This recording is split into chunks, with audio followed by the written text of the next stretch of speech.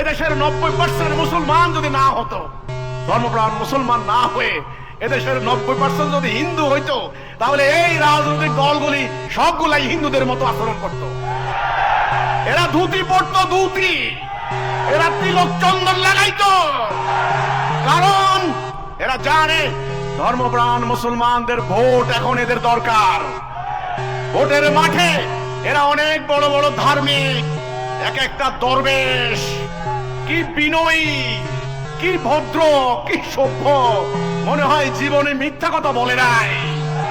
সাধারণ একজন রিক্সাওয়ালাকে ডেকে এনে কোলাকুলি করে, কি মানবাধিকার, কি মানবাধিকার। চাঁদাবাজের বিরুদ্ধে কঠিন সংগ্রামের হুকুম, অন্যায়ের বিরুদ্ধে কঠিন সংগ্রামের হুকুম। হায় রে মানবাধিকারের মানে বলি, কি মানবাধিকার তাদের। নির্বাচনের আগে এক একটা ফেরেশতা, সাক্ষাৎ ফেরেশতা, আচার আচরণ, লেবাস, কথাবার্তায় মনে হয় যেন ফেরেশতা।